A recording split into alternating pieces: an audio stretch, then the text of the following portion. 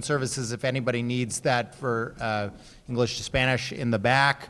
I'm sorry to our one gentleman who's come in from the British Isles. We do not have any translations for British dialects to American English, but I'll take that under advisement for next time.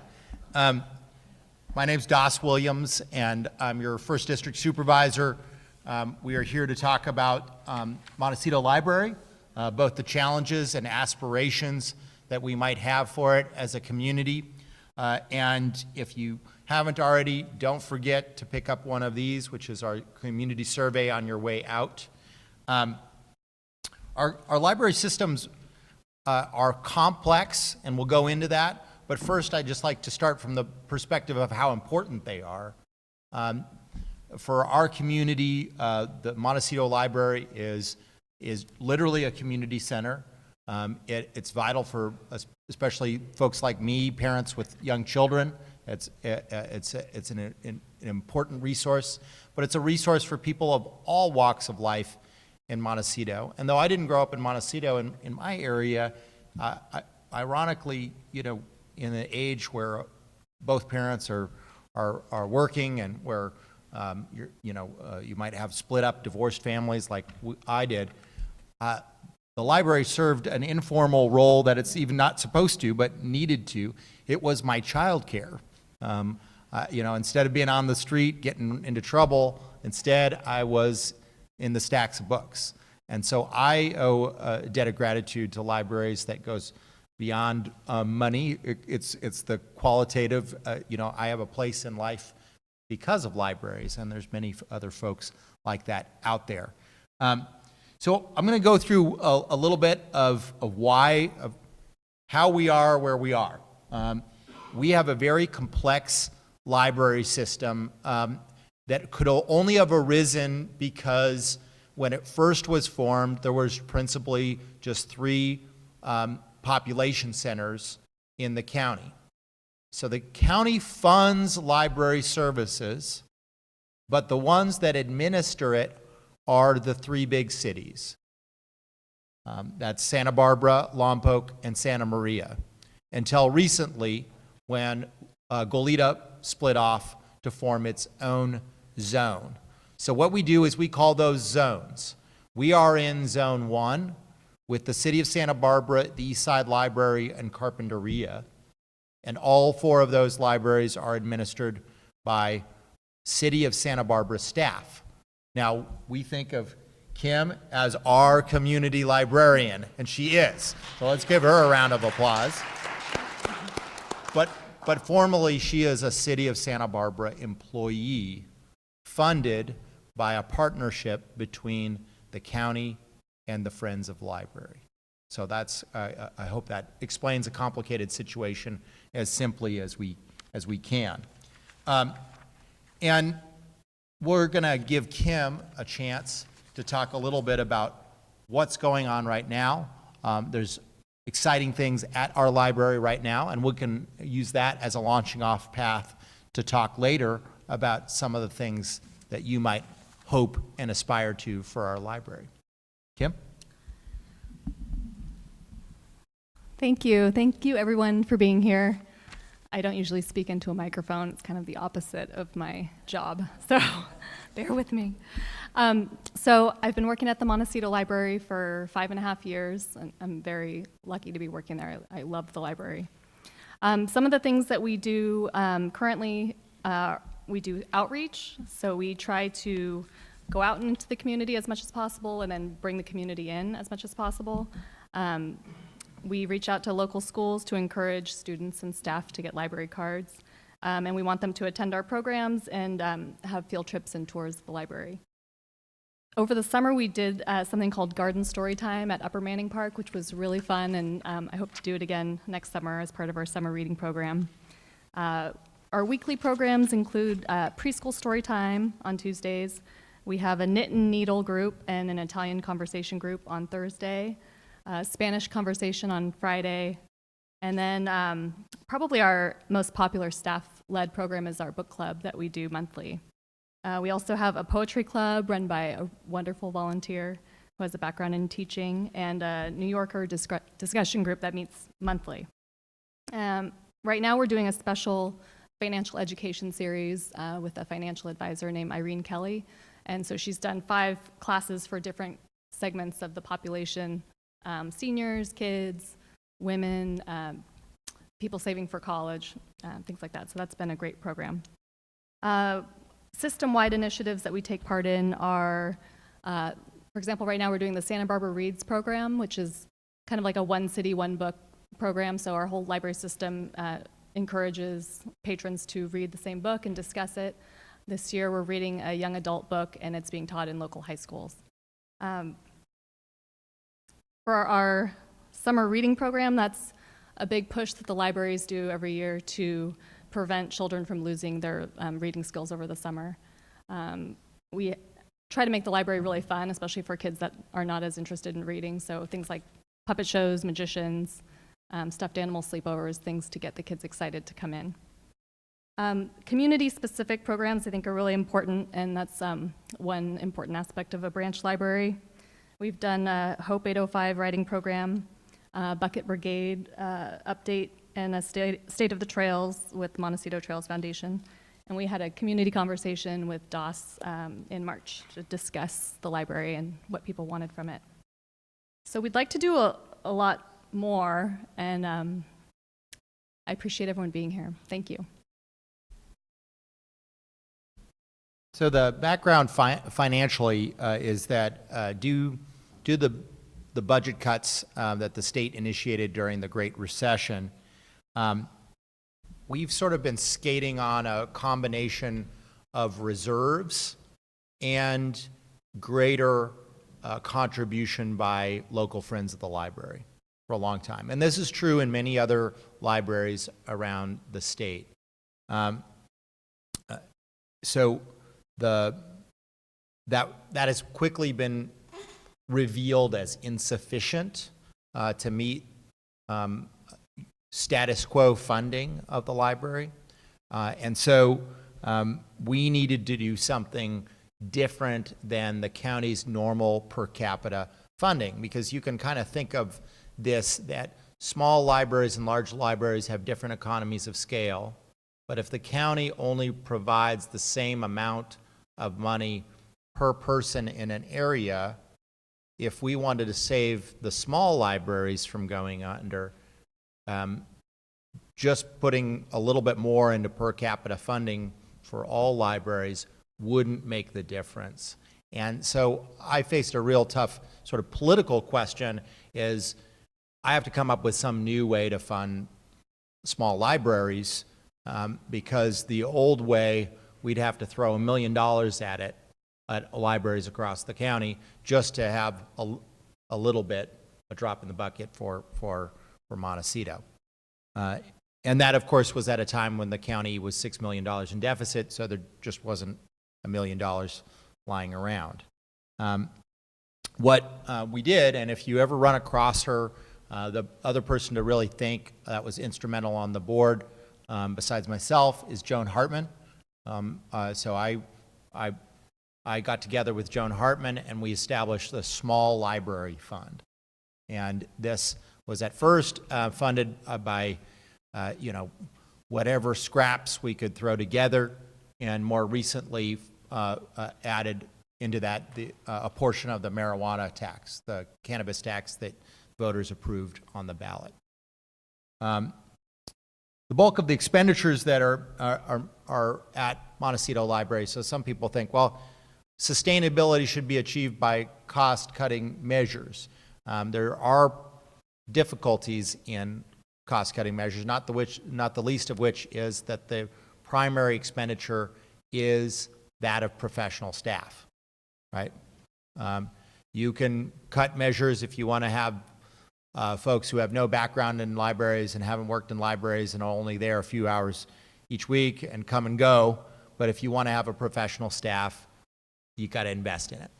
The same thing goes with materials budgets.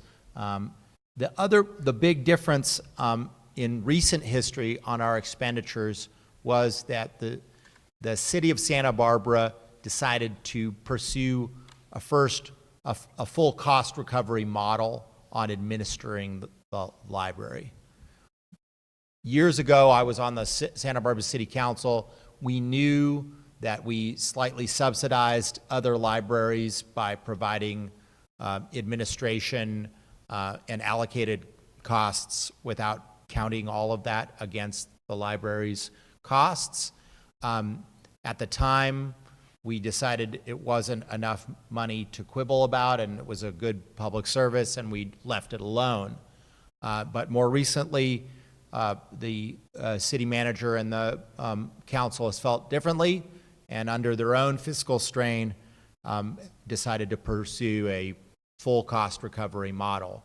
That has impacted, as the next slide will show, us significantly. And it had the same impact to other libraries in Zone 1.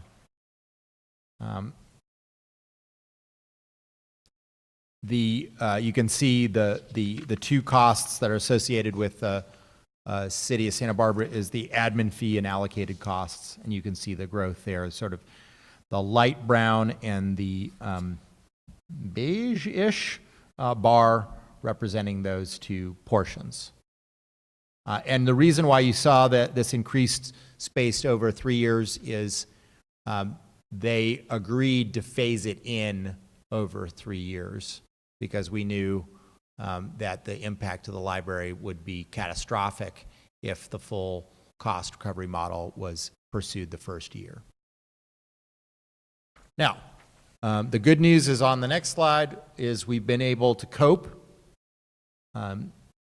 The difficulty of that, of course, is that the Friends of the Library, and representing the Friends of the Library here is Pat Saley, and the Friends have done a real stalwart job. So please give them a round of applause. And if you and everyone you know aren't Friends of the Library, you should reconsider, because they really have done a a stalwart job in keeping our library thriving. And as you can see here, their little Friends of the Library contribute $125,000 to this library every year.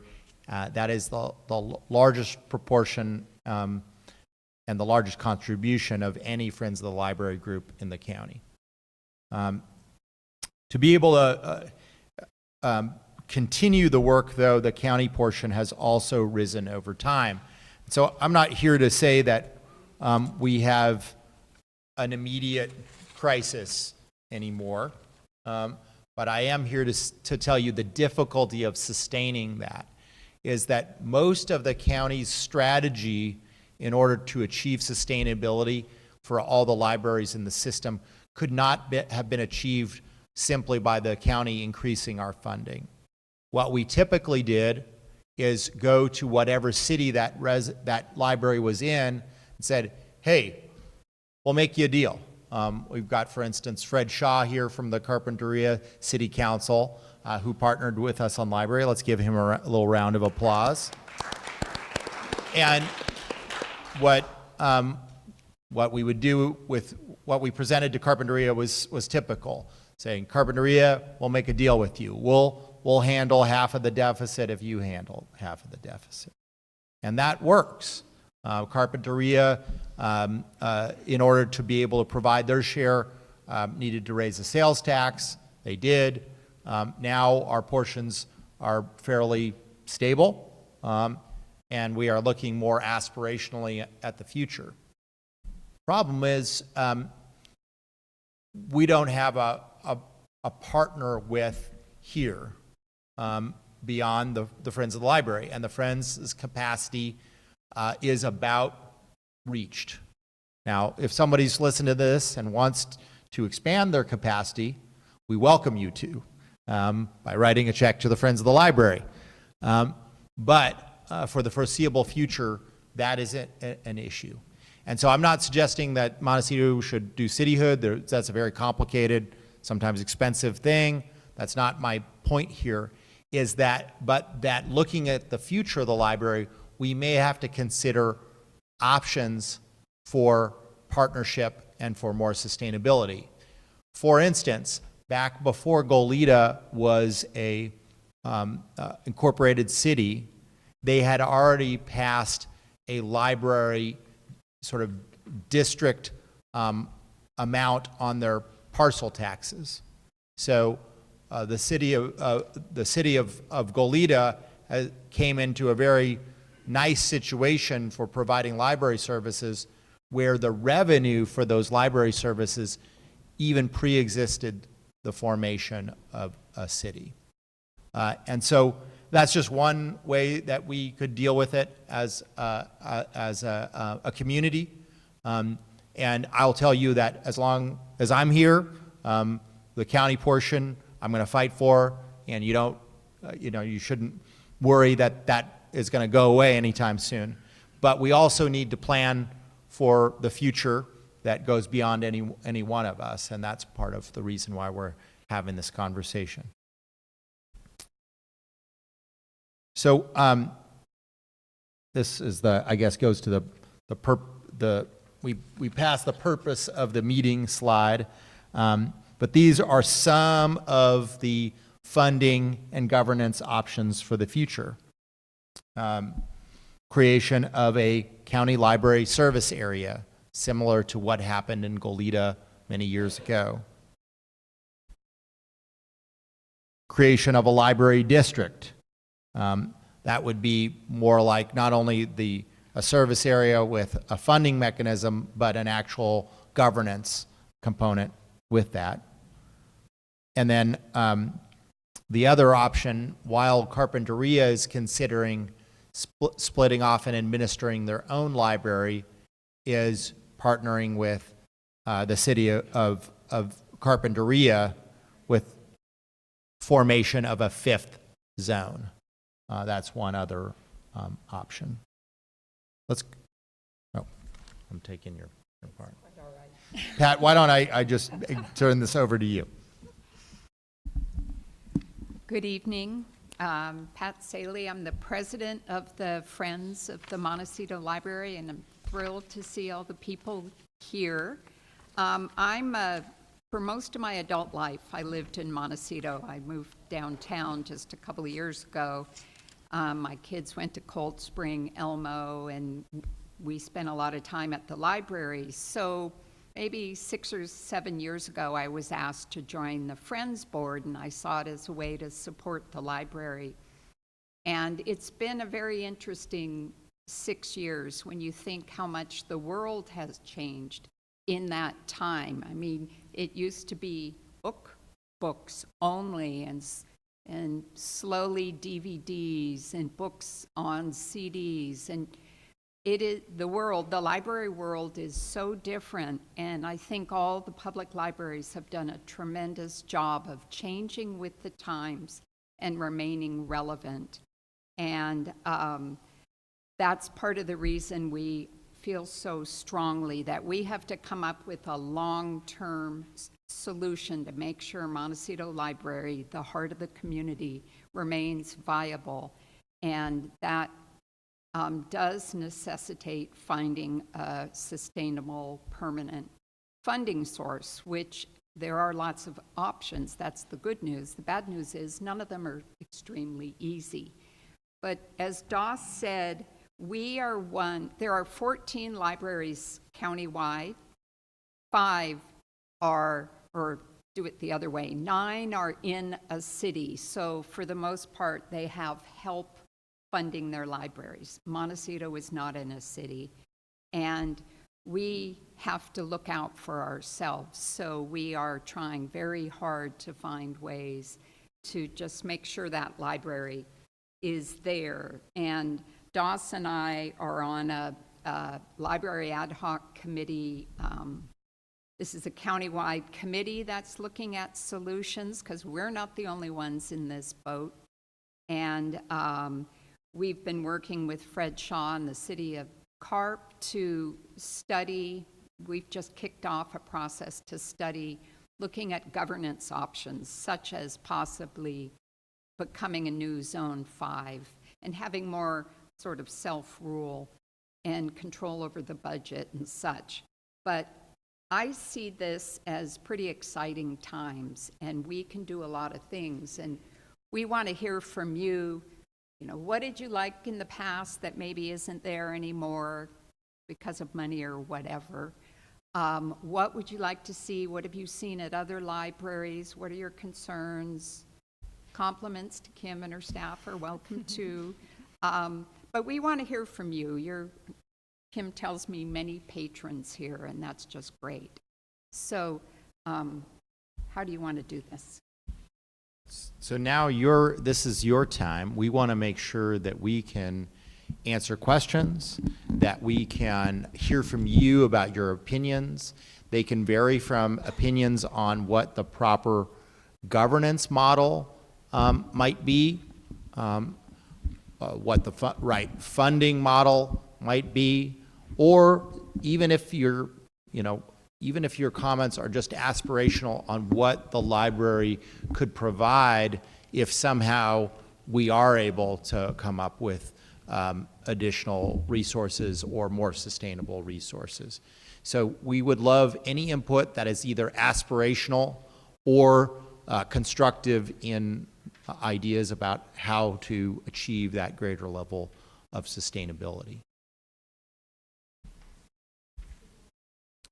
Yeah, if anybody has comments, they can just come right up to this mic so we get this. And questions are fair game.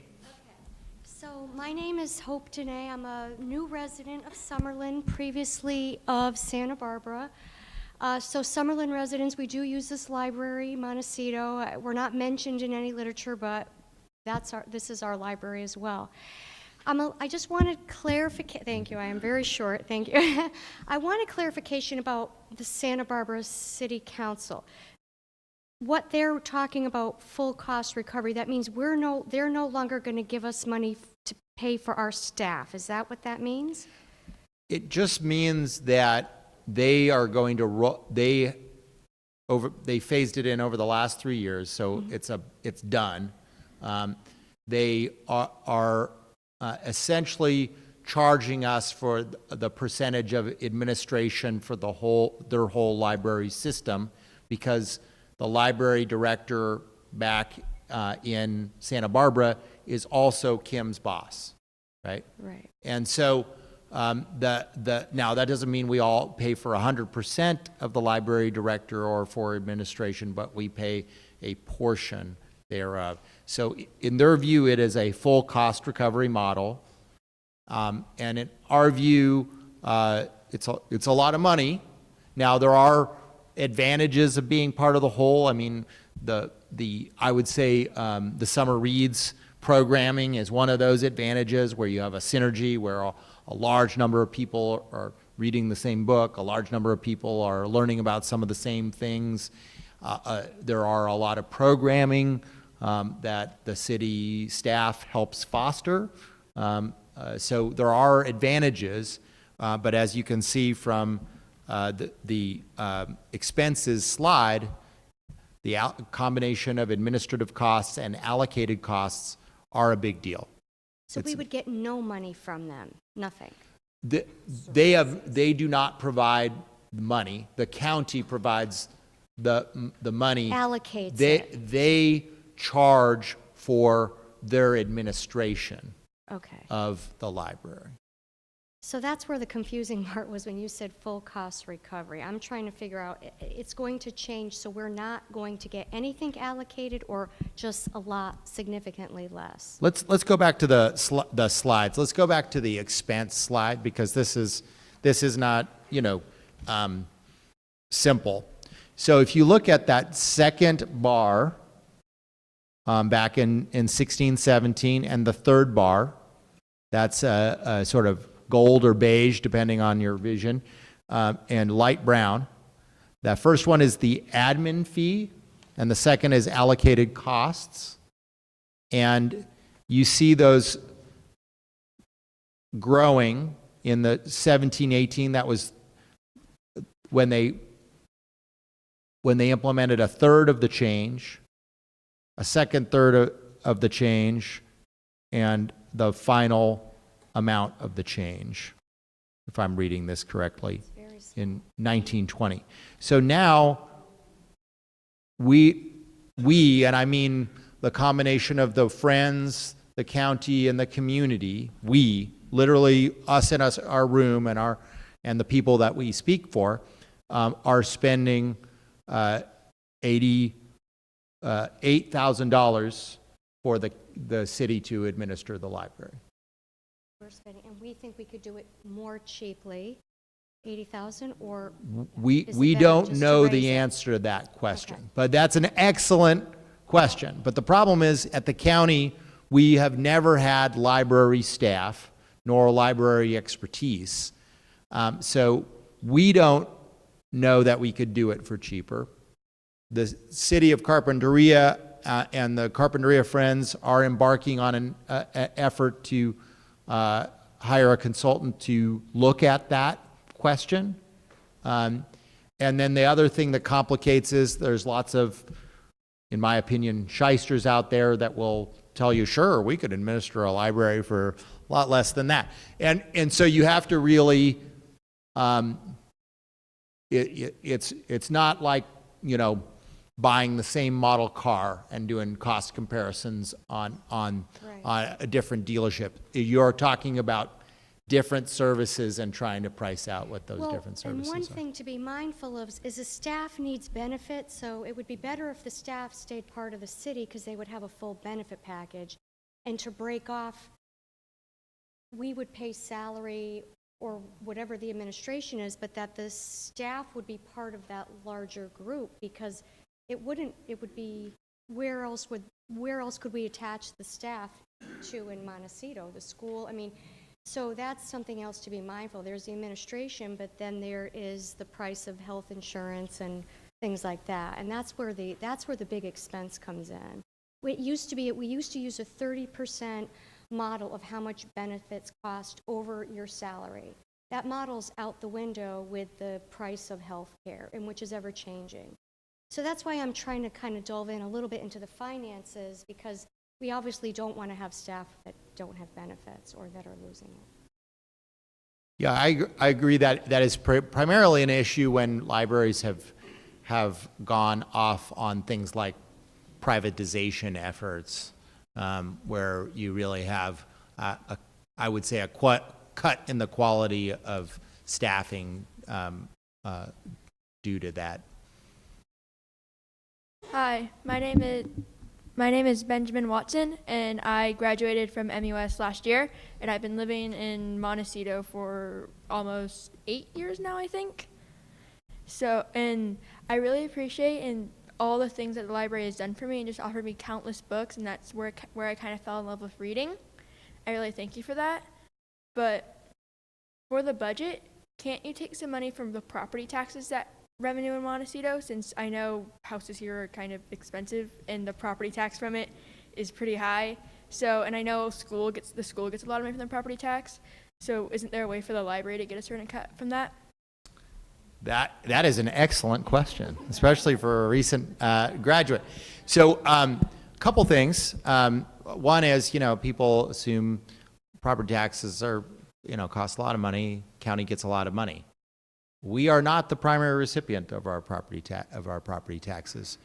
Even though you write the check out to the county, the primary recipient for property taxes is our school system. And the amazing quality that you get at MUS and at Cold Springs is really the direct result of that property tax. So half of property tax goes to the school. The other half gets split up between everyone else. And who do I mean by everyone else? The county, and special districts. And you have 3 special districts. So that's how property tax is split up. There's a small portion of property tax in our small library fund, and that is one of the funding mechanisms for our per capita, which is our base funding for libraries already. To really see that changing appreciably,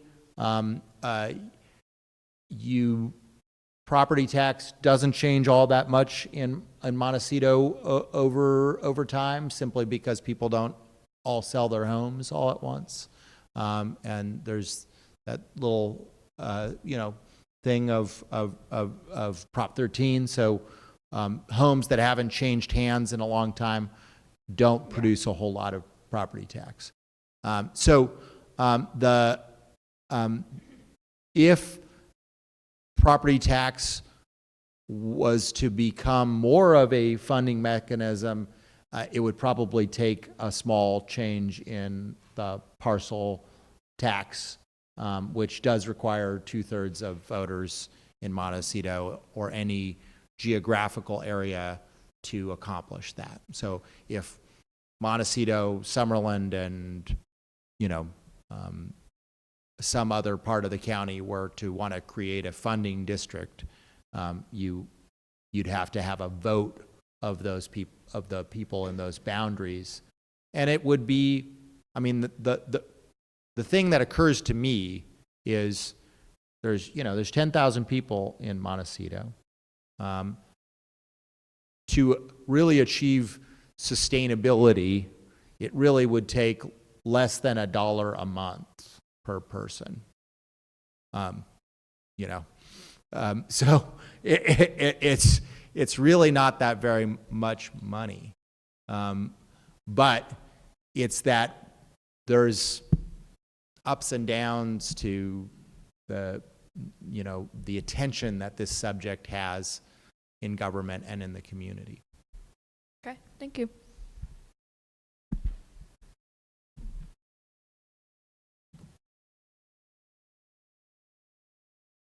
Hi, I'm Judy Kapianis.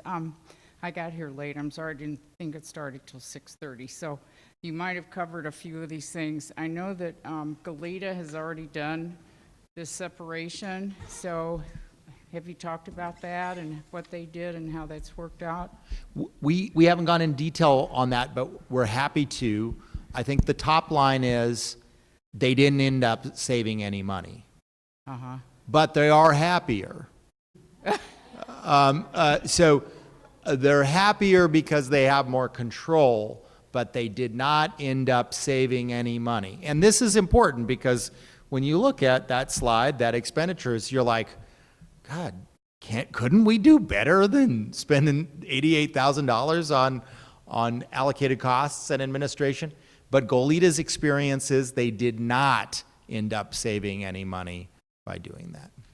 So it is counterintuitive in some ways. But the other side of that is they are happier. Now, the county, we kind of put a condition on the divorce. We said they had to take the kids.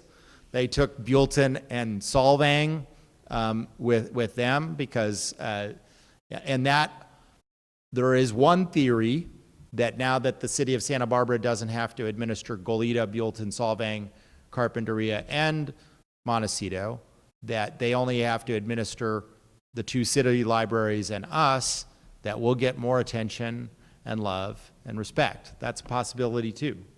There is a lot of variables at play here. And I'm not a partisan in this, I'm a facilitator. And my job, in my view, is to facilitate the direction that you guys as a community want to move in. Okay, I have another question. I know the United Way has a reading program. Have you ever thought about approaching them to see if they could be supportive financially to complement our program or help with our finances? Pardon me?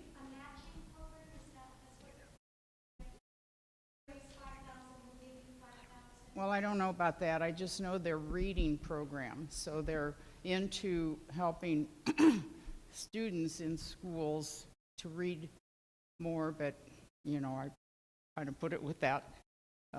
So that's just an idea. And then another, when you just said that it's would be about $1 a person. A month, yeah. A month, right. Yeah. So $12 a year. That is less than what you could buy a book for. Right. So, you know, maybe, I know there's families, they maybe have 5 people, so 5 times 12 is $60. So that's still, so I don't know. I just think that if we have to, that we could ask people then to do that per year or something. So anyway, good luck. Thank you. And I consulted, none of the three of us know if the system's ever approached United Way, but we'll draw straws and one of us will approach them and see if it works with our system. Frank? Hello, I'm Frank Blue. I live in Montecito. I had a couple of questions. One is a kind of an off-the-wall suggestion. What about the possibility of engrafting a library district onto an existing district? Like, you know, this graph might not take. It would be like an organ transplant rejection if you were somehow added in or engrafted onto the water district. I mean, you provide a service, they provide a service. Those are the types of services that do end up in special districts. Would that be more difficult than it would be, say, to set up a special independent standalone library service district? Well, it is something that is being at least talked about. I mean, you know, you guys probably know that it's one of the most popular things to argue about in Montecito these days is water and sanitation issues, right? You know, no, I view this as a real productive thing. I mean, most of the time, people don't think about two things. They don't think about sanitation water, and they don't think about energy efficiency, but I think they're two of the basic services that if something goes wrong with it, we're in real trouble. So it's good that we're talking about these as a community. And one of the questions has been whether there should be some consolidation of the special districts, right?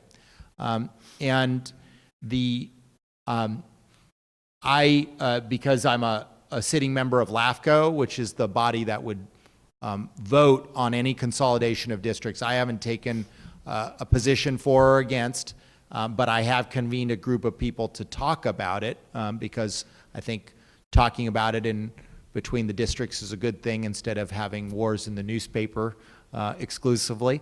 But one of the things I've asked is if there is any application for some kind of consolidation into a CSD that we consider putting libraries in it too, because that makes sense to me.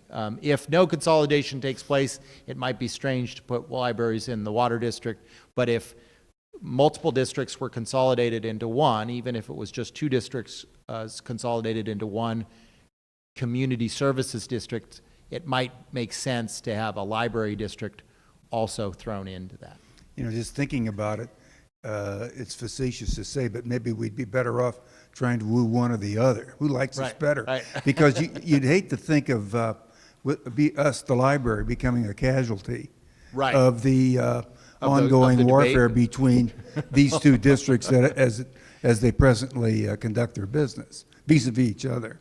So that would be, I think, something that would have to be seriously considered, because the library is too important to be a casualty of that sort of thing if it did happen. That's a fair point, Frank. I would just say that because I would be potentially the voting member of LAFCO in one of these matters, that either side in the war should probably try to curry my favor, and Yeah. to me, currying my favor is taking care of the library. Yeah, well, I'm with you on that one. So- The other question I had was just picking up from what you said about the $12 a year comment per person, and then the experience that Goleta has had, as limited as it is, to about, I guess it's been a year or so. They seem to be happier being off by themselves, whether or not they're saving money. That makes me think that the idea of an independent library district stand alone with its own supervisory board would have an attraction, because it's a flat amount of money that would be assessed each year to those who are within the district. And it seems to me that the amount of money that would be assessed, even though it's going to go up over time somewhat because of inflation and so forth, is a relative pittance for people to have to deal with. The other thing is the local control issue, which I think might tend to give people a lot more satisfaction. Proprietary pride in having a standalone library that they could look to and use as a great and valuable community resource. Kim and her staff have really done some great things. And they generate a lot of activity, a lot of neat, wonderful programs in that place. And you mentioned at the outset that libraries, or Pat did too, have really maintained their relevancy as we've gone into the 21st century, and have become, the good ones are really becoming more community centers than ever before. So it'd be a great thing, I think, to me, just as a lay person speaking out, the attraction of a special library district is an attraction. It maybe, obviously there are downsides too, and but just immediately that's what impresses me as a good thing. Thanks, Frank.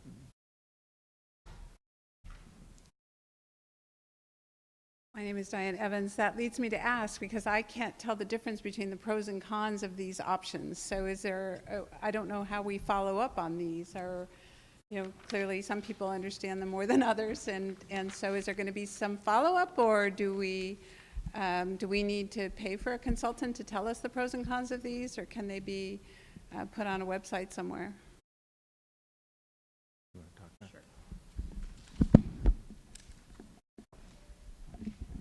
So I'll take a stab. Can you put, where's Darcel? Yeah, the last slide. The one, funding and governance options. Oh, there it is. We have this subcommittee working with the city of Carp. They passed a sales tax measure last November, and instead of roughly $40,000 a year going towards their library, and their library budget is higher than Montecito's, I think the city put in well north of $200,000. And as I understand it, that's now going to be a line item in their budget, so financially they're on solid footing. So now that they have so much skin in the game, they want to look at governance options. And as we said earlier, it makes sense to talk to Montecito as well. So we have this committee working with Friends of Carp Library, Montecito, City Council, just people interested in this issue. And we realized we're not librarians. We are not library administrators. I mean, we all come from different walks of life, but we really need someone who knows how those worlds work and where there are economies of scale. And we need someone to do, and it's not going to be a big study taking years. This will be fairly, we hope, quick, but there's only so many options. And looking at these, back to the sort of pro and con question, a county library service area is a defined area, and that would need to be explored. What should those boundaries be? But it's a vehicle to raise money, to put a special tax on the ballot. If it's for a specific purpose, like a library, requires 2/3 vote. If it's a general sales tax, that's 50% plus one. So the threshold's higher, but it's guaranteed money. So that is a means to an end. It's a way to raise money and dedicated to the Montecito Library. So it's open a minimum of 5 days a week for all of our children, grandchildren, great-grandchildren, which is what we want. So, but it takes work to get there. The pro is the library would be in good shape. The con is you got to go through that process, and they don't always pass. So, I mean, this community has been very good at bonds for schools, and those used to be 2/3. Now they're 55% to pass. But it would take a lot of work, and we know that. The library district, as Frank said, it's very attractive, the idea of being your own little district. I would say the con is there aren't really economies of scale if we're talking about 10,000 people, and maybe Summerlin, you said, is 4,000? Oh, sorry, 1,400. But the biggest con is we would no longer be part of the county library system, and the per capita funding, which for Montecito in a typical year is around 90,000, we wouldn't have that money.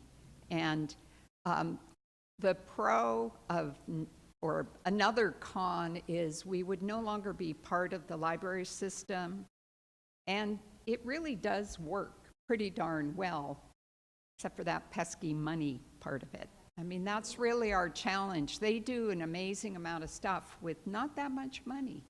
So I don't think the second one is going to get very far, because from a financial standpoint, it just doesn't make sense. And Zone 5, creating a new zone, Darcel had the slide up earlier with the 4 zones. There would be a 5th in the Eastern County. We'd still be part of the library system and all the positive things that come out of that, but we would have more local control.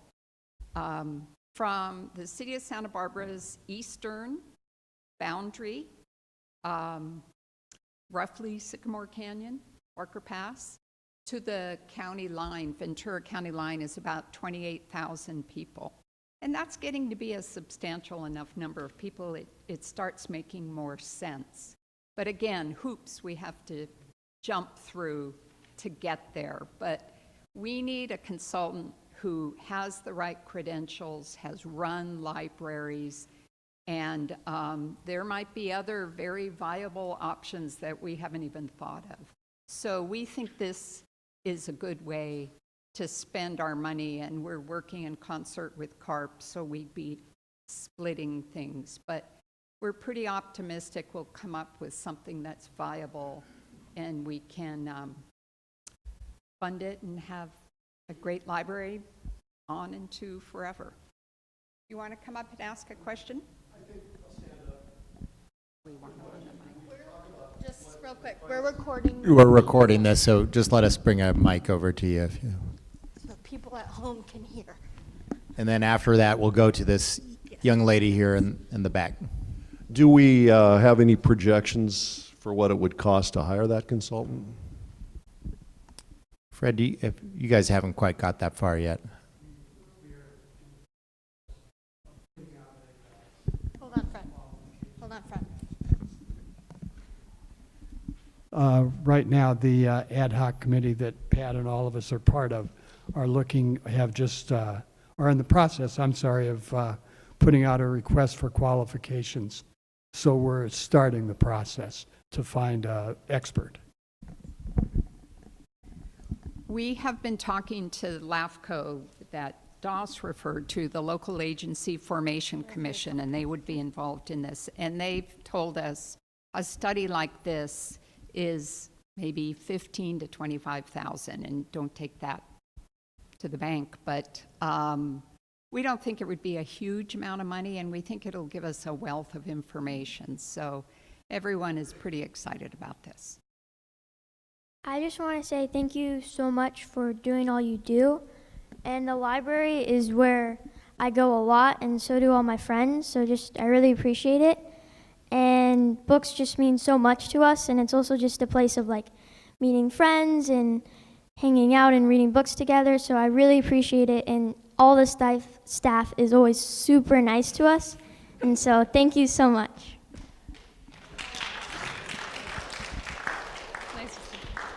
I'm really happy that you guys came tonight, and you can represent all of the kids of the community. Thank you. I have a question about the pot money. So you had said earlier that 50% of all this revenue of pot in the county, no, some of it was, 50% was going to allocate to the school systems? No. The question went back to this young man's question about property tax. No, not property tax. In the beginning, we were talking about the cannabis money. Sure. Okay, So- so wasn't cannabis money being allocated towards education? No, there's two different questions. You're confusing the property tax question with the cannabis tax question. So the property tax question is half of property taxes go into whatever is the local school district.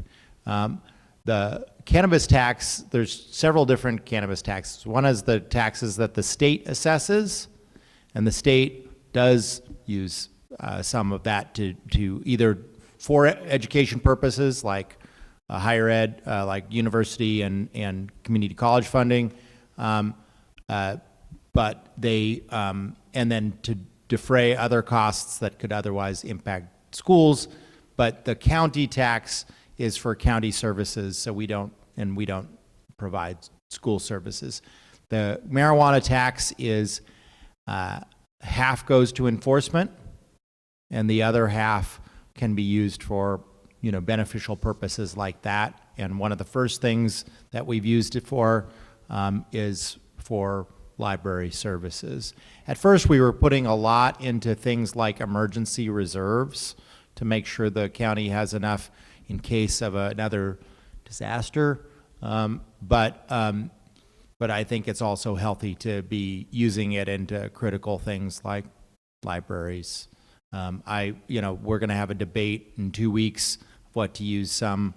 It came in higher than expected this year, and I'm going to be arguing for what are called shared mobility projects. You guys would call them pedestrian projects, safe route to school project, but there's a real need to make some better ways for people to get to school at Cold Spring School, for instance, and that's one of the things I'm going to be pushing for that. Okay, so I'm not a proponent of marijuana in the county. I was one of the people against it, but it's here and it's a fact of life for us. So can't we get library added to that? Because that's a good use. If we're going to have that in our county, then it should be allocated towards helping all the libraries in the county. That would take a big burden off. Yeah, you can put the funding slide, the other one, that growth. there in green, that we did not mean it to be green, it just happened to be green, is the growth of what we call the small library fund, but the small library fund is predominantly at this point funded by marijuana, a portion of the marijuana tax. Can we increase that since the libraries will keep demanding a bigger need? I mean, while the money's fresh, you might as well get it in. I mean, the beginning stages. This is this is one of the very few revenue sources that has seen really consistent growth, even though we keep on making it harder for it to grow, meaning that 50% of the tax that we put towards enforcement, we shut down 42 operations last year. So it's kind of strange. We're kind of fighting against ourselves getting more revenue, but what we're trying to do is make sure the ones that play by the rules get permitted and the ones that don't get shut down. And the revenue has grown from $4 million the first year to this last year it was $7 million, and next year we think it'll be $9 million at least.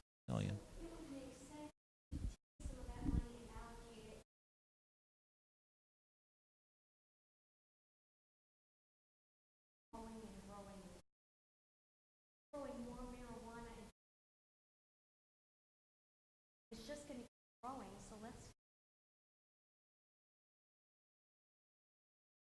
I agree with your point, and I think that as long as anybody wants my vote for a county budget, they know that we're not going to decrease the commitment, and that we will try to continue the commitment commensurate with the expenses. My worry is more about the medium to long-term future. I'm not going to be here forever. Who knows whether the marijuana industry will continue here past when other states legalize, right? I mean, we don't know that. And so I don't think we should put all our eggs in that basket, though I do want to clear up one thing. The only reason why on paper it looks like we have as much as Humboldt is because, and I talked to the planning director of Humboldt, is they have between 12 and 14,000 operations there. We only have 56 countywide. They have so few of their numbers going for permits. So on paper, it looks like we have the same amount of acreage. Yeah. So, if Doss doesn't mind me adding something, I'm Darcel Elliott. I'm his Doss's chief of staff, and I staff him on library issues. And so one of the reasons why we're having this meeting, which was kind of covered in the beginning, that I just want to reiterate, is that so the board has been filling the gaps for the libraries, not just Montecito and Carpinteria. It's several libraries, and the board has expressed a desire to have a long-term solution to the library. So it's not just piecemeal. Okay, Montecito needs 100,000 this year, Carpinteria needs 50,000 next year, and as Doss mentioned, just increasing the per capita won't get us there because we have to expend an extra amount of money to get money for our small libraries. And so that's part of this whole soul-searching effort that's going on multiple fronts on the library, is trying to figure out what is that solution, and that's part of why we're having this conversation. And we're not sure what the solution will be, but there may be some sort of way to alter how we fund our libraries to get that money. So you don't think that it is viable to say the small library fund should get more money? I mean, while the money's fresh, let's get a stake in it. I think everybody on the board knows that we'll put more into the small library fund next year. I think it's more, there's a part of some people, a desire for some people on the board who have some other priorities like infrastructure to see a long-term plan in place for libraries. And part of that long-term plan will be continued commitment of county dollars. We don't want, our plan isn't to back off our commitment. Our plan is to make sure that the funding is sustainable because costs will increase over time. And you had a question. Oh, sorry. They handed the mic over here first, and we'll go to you next. Okay. I'll make this quick. Hi, my name is Susan. I've been a resident here in Montecito for 17 years now. I'm a parent of 3 children who have all gone through Montecito Union School. I've been very involved in the PTA and the Montecito Union School Foundation. I'm just curious, Mr. Rainey, our superintendent, has been very vocal about becoming more involved in the community. Have you approached the board or Mr. Rainey to see if they're willing to commit part of the money they receive from property taxes to the library, because we are very interconnected?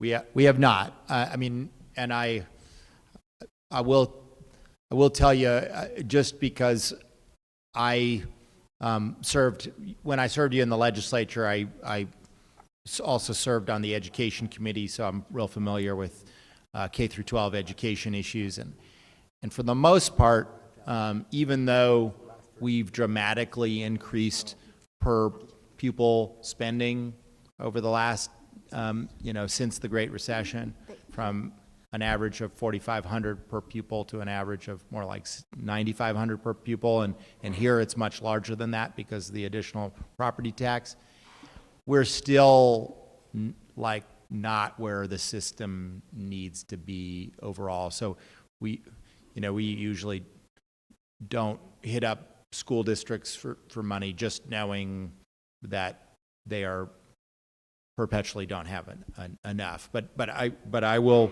think about that a little bit, and at least be open to ways partnerships could work.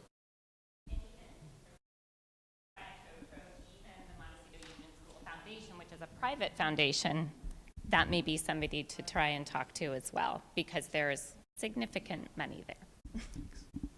Pat's on it. Thanks for coming here, guys. My name is Mike Edwards, and my question is for Dost. Where do the fees, the telecom fees that are given to the county go? Oh, that's it. And so we don't have a UUT in the county. No, I mean, the fees that telecommunications companies pay. Yeah, the companies pay a fee to do their service here. And where do those fees go? Internet providers and cable providers. Where do those fees go? It's complicated. I know where some of it goes, and actually we're having a big argument about it in court right now, so it makes it even more complicated. But it has a lot of it. More of it goes to the state now than goes here, but we do have some that goes into the county. What the county wants to spend most of the remaining on is emergency telecommunications equipment.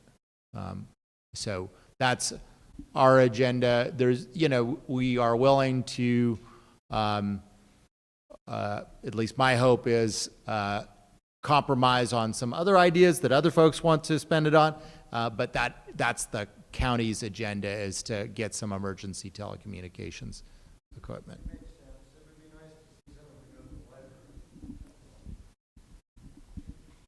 Why would Carpinteria care about Montecito? Well, I'll just say, I'm going to let Fred talk from the Carpinteria's perspective, but I will say that both libraries have had the same struggles. Both friends groups have tackled some of the same issues. And I represent both areas, so there is a lot of synergy. I will tell you that one of the disconnects is that Carpinteria passed a revenue source, and we haven't yet had one in Montecito. So that's one of the only difficulties there would be in a marriage, right? After. Okay, and you're after. Fred, did you? Okay. Oh, I was that good at answering the question? Man, Fred. Hi, my name is Chris Horner, and I'm a resident of Montecito. for about 9 years now. And before I ask my question, could one of you just describe what is the admin fee? What actually is, what does it do? And what is it? Can you? Okay, all right. So I'm not going to try to answer that question. Really, the only people that can answer that question is City of Santa Barbara administrative staff. I can tell you a difference between the way that we charge admin and allocated costs is different than the city does. So the county provides you guys with sheriff services, right? Because you're in the unincorporated area. We also provide sheriff services to some of the smaller cities on a contract basis, like Carpinteria. And we do charge a percentage administrative fee as part of those services. So Carpinteria doesn't just pay for the officers on the beat alone. They pay for some of their commanders. But we don't take the fee all the way through the chain of command, meaning they don't pay for, in Carpinteria, a percentage of the sheriff himself or of the entire administration. And I believe the way that the city of Santa Barbara charges allocated costs is it goes deeper into the chain of command than we do. And so it ends up being more expensive the way that the city of Santa Barbara charges allocated costs and admin fee than the way that the county does. So the admin fee is actually a fee that our library branch pays to the city. To the city of Santa Barbara? So the part of the money that the county puts in and that the Friends put in, actually we did it like this so that the Friends wouldn't have to, have their money go away. A percentage of the money that the county puts in goes to the city for allocated costs and for the admin fee. So is there any, I'm just wondering, for the administration of the actual library, is there any kind of connection with the Santa Barbara library where the Santa Barbara library, Montecito could possibly subcontract, I'm not sure what, but the partial running of the sort of the back office of the library at a lower cost than doing it just by ourselves. They have a much bigger, there's an economy of scale there with, it's just a... Yeah, I mean, that's the intuitive thing. When you look at those dollar figures, you go, but, and the reason why I can't describe it is because when the city of Santa Barbara describes the fees, they give, it's a list in like that size font of this many different things that they have looked at as part of what that fee should be. And so it's really complicated. It did not stick completely in my head. The city of Goleta thought they were going to save money when they did it. They have not. There are ways to do this to subcontract to library contractors that might save money. But what I have found in my research on this subject, because there are several libraries that went this route in Ventura County and privatized, that it inevitably impacts your level of professionalization of staff and in some cases, your materials budgets. And so, when you try to run it on the cheap, it has consequences from what I've seen. Okay, I'll move on. My only expertise in this is I've had to wade into the subject through legislation when I was your state legislator on privatizations. Thank you. I'll move on to another question, and that is, does the library actually, does it generate any money at all? In other words, I think when I got a library card, it was free. and I was just wondering whether the library has any ways to generate any money on its own. And I just wanted to say one aspirational thing, which you had invited commentary on. It would be wonderful if the library was open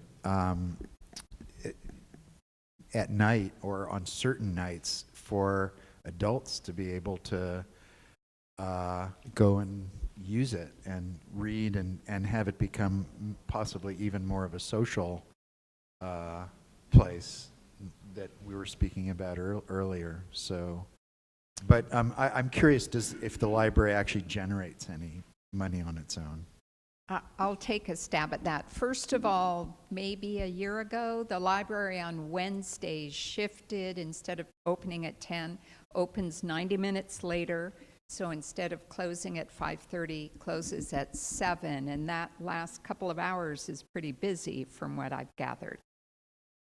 Different people can come. So long term, if we could add hours, we'd love to have more in the evening to accommodate people who live and work in the community, but that'll take some time. Regarding making money, we make jokes about car washes and bake sales and stuff, but we have a board member who takes the books. Many books are donated to libraries, at public libraries, and some are put into circulation.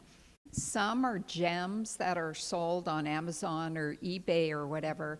The Friends get half that revenue, but the library itself, the governmental agency, they get a little bit in fines. You know, my dog, when she was a puppy, chewed 3 of my books. It cost me $25 each time, and I'm sure it's more now.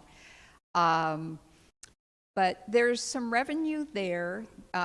Fines, just like late fines, those have recently been suspended. And as I understand it, the reason being fines are regressive. They really harm parts of the community who really need those materials and maybe can't get them back. And we want as many people as possible to be using library materials. So what that all amounts to is not a whole lot of money in terms of making money. The CARP library or the CARP Friends have a bookstore, and they make $40,000, something like that a year. It's 70. Jean Baylord from the Friends of the CARP library tells me 70. And that goes to the Friends, which then goes to the library. And in the library, there are some books for sale, and that goes into the till. That goes back to the city. Oh, okay. So if you can picture the CARP library on the right as you look at it, is where the bookstore is. So I guess they're not paying rent. But there's limited opportunity. The philosophy is libraries are open for all, and you don't have to have a lot of money, and you got to respect that. It's pretty cool. Fred Shaw. Yeah, and we'll go to Fred in a sec, but I will tell you that I disagree with the elimination of fees. I'm kind of a fan of fees. I'm not all of a sudden becoming a diehard conservative, but I just feel that fees create skin in the game kind of thing.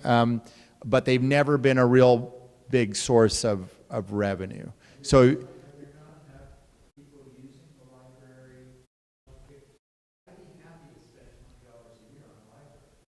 Right.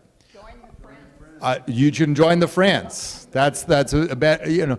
I mean, I hear you, and I agree with you, but our opinion is sort of heretical in the new trend. The trend now is to eliminate fees in the hope of eliminating barriers. But I actually think that it could create some issues. You know, in my opinion, for instance, you know, if you've lost a book, you know, and there's no fees on being late. There are fees. I know. you're just you put off ever admitting that the book is lost, right? I think that there could be some problems with the elimination of fees, but it shows how important libraries are, that even with that difference of opinion, that we are united on this effort, because it is our opinion is now a minority opinion. Just one of the things I'd like to point out about, I know the CARP, Friends of the Library, and probably Montecito as well, is originally Friends of the Library are designed to raise money to do things like paint the walls, bring in more books, programs, things like that. And one of the problems that we're facing, both Friends groups are facing, is they're actually spending all the money that they're making to help meet the budget of the libraries rather than the purpose they were originally designed for, which was to either beautify or just enhance what you're getting at the library. So we have just 10 more minutes scheduled in the meeting, and we have 4 people in the queue. So We'll be quick. let's try to be quicker in our answers. And this one person has 3 questions. I will ask them all at once, and you can answer them as efficiently as possible. I'm Amy. We love the library. My daughter Willa said, please make sure that I let you all know how important the library is to us. And she is a voracious reader, so thank you. We love Kim. My first question is, can you explain the revenue distinction between what we do now and what would happen if we created a new zone with Carpinteria Library? Both actually expense and revenue. Is that a distinction without an effect, actually, or is there some sort of a financial effect? Question number 1. Question number 2, what was Carpinteria's revenue source? And the answer to the first one is we don't know. Okay, great. So that's what we need the consultant for. Okay. What was Carpinteria's revenue source that they found? And number 3, do libraries ever do endowments? The answer to 2 is sales tax. They raise sales tax. And the answer to 3 is the Friends are pursuing an endowment campaign. So if you want to see an endowment happen, tell your friends about the endowment campaign.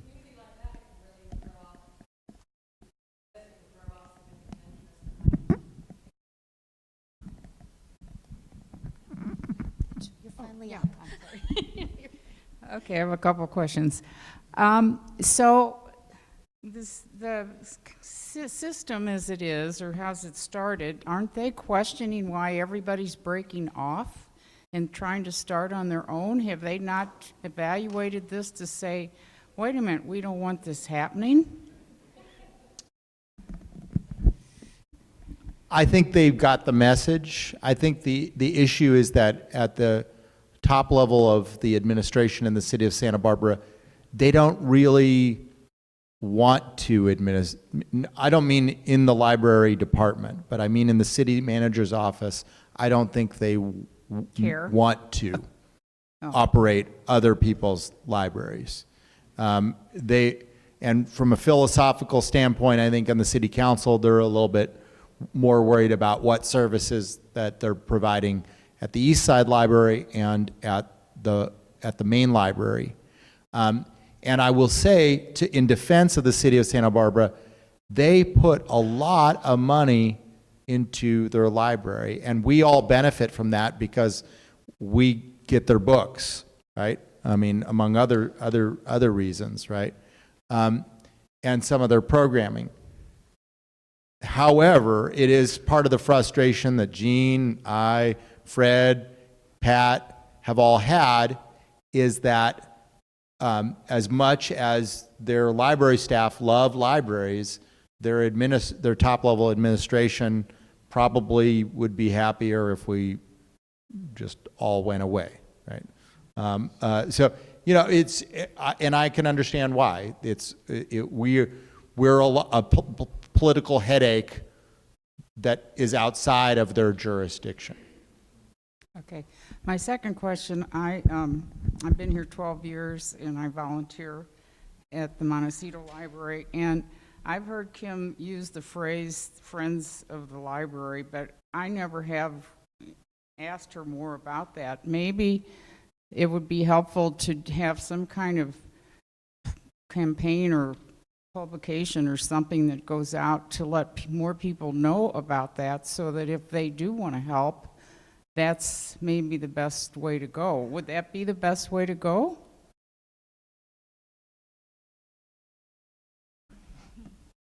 Yeah, here, I'm going to give it to Pat to answer that. Very good question. The Friends have been around since I think it's 1975, and as Fred said, in the early days, it was like to Kim's equivalent. Hey, you want some more money for a better summer program?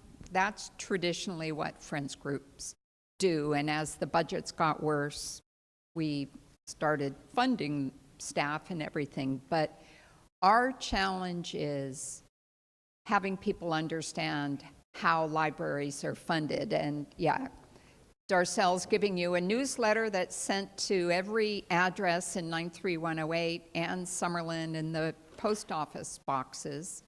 But we thought that was important. We are constantly trying to educate the public, and when we pursue whatever we pursue, we've got to have a whole education campaign. So people just don't understand how libraries are funded, and then there's such a weird organization here in this county.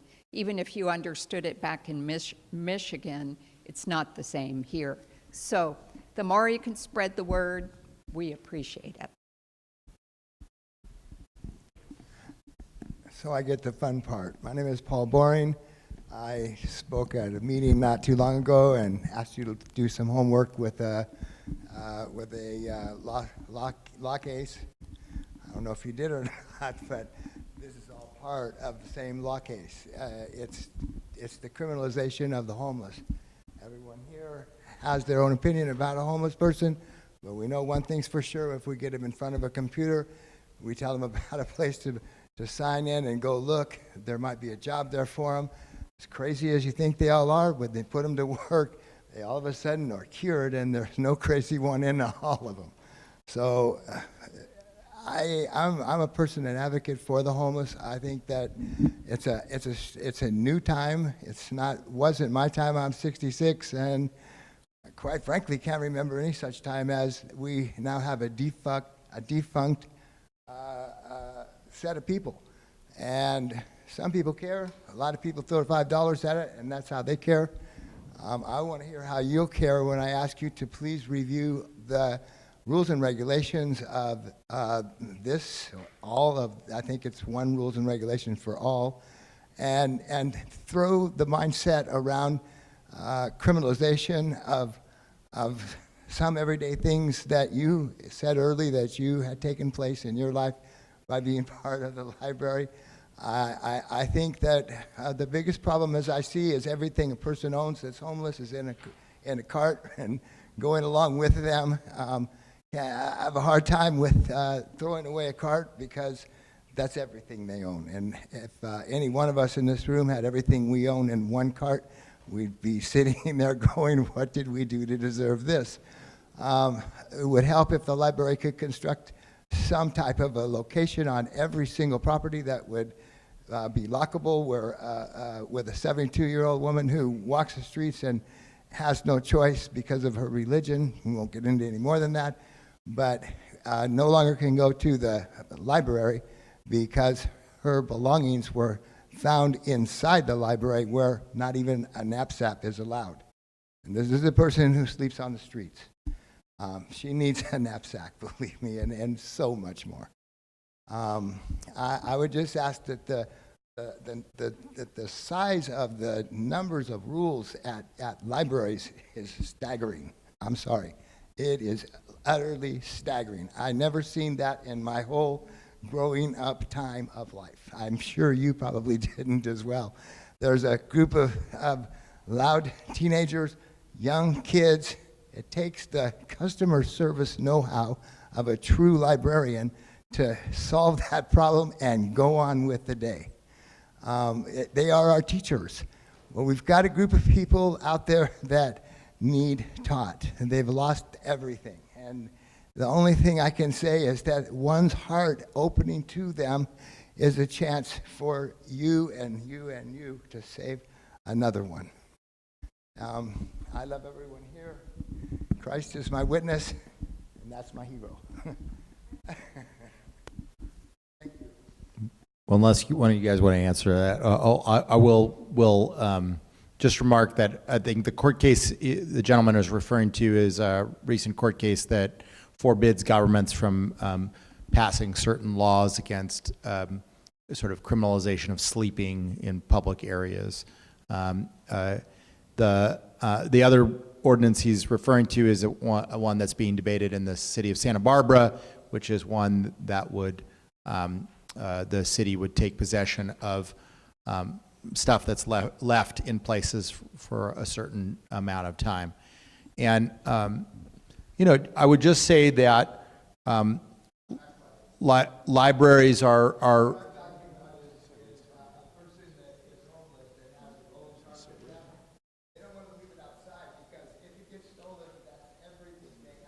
right.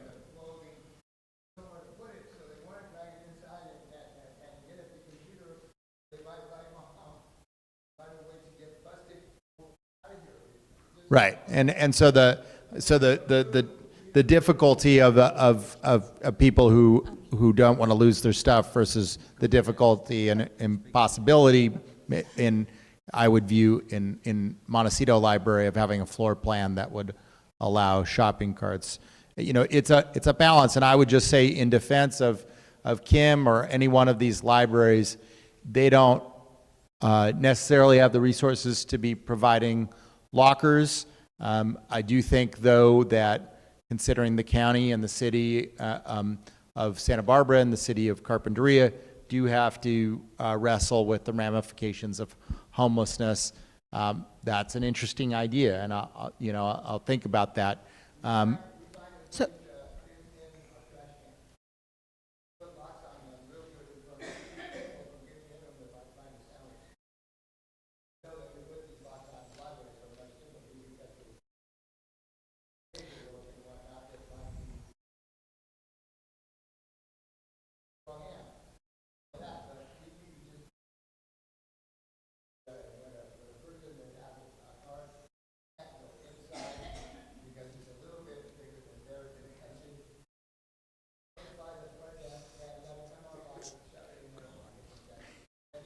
Yeah, I'm not. So we're at 7:30, and there's someone who wants to make another statement, a question, and people are starting to leave. So I just want to get to them real quick. Yeah, I'll just say real quick, I don't think I would support your fencing idea. I would look at bike lockers that would be rentable for a certain amount of time.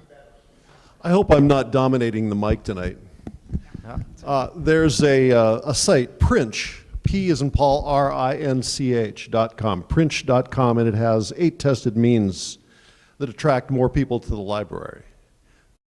Maybe there's some good common sense ideas in those 8.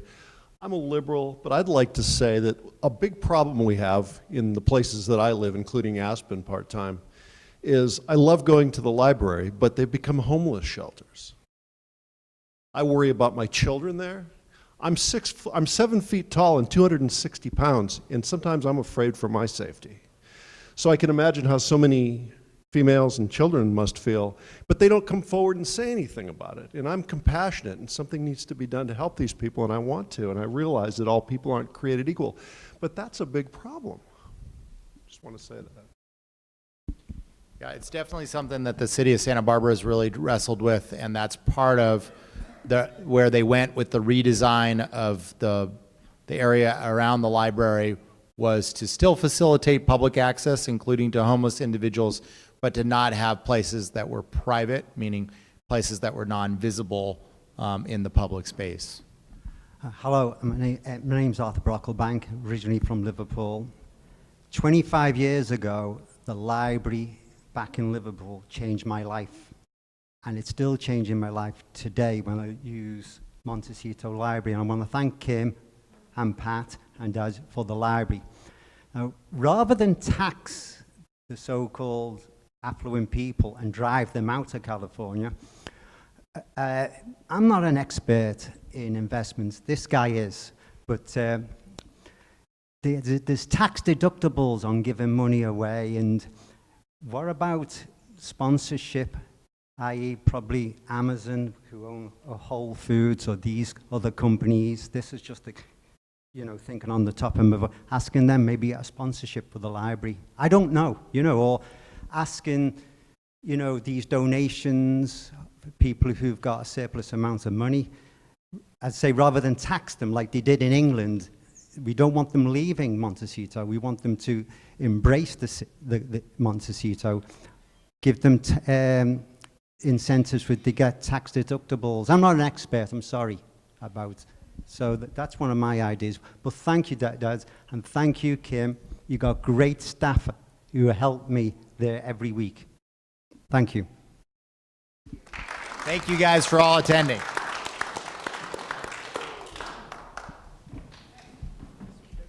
Oh, don't forget.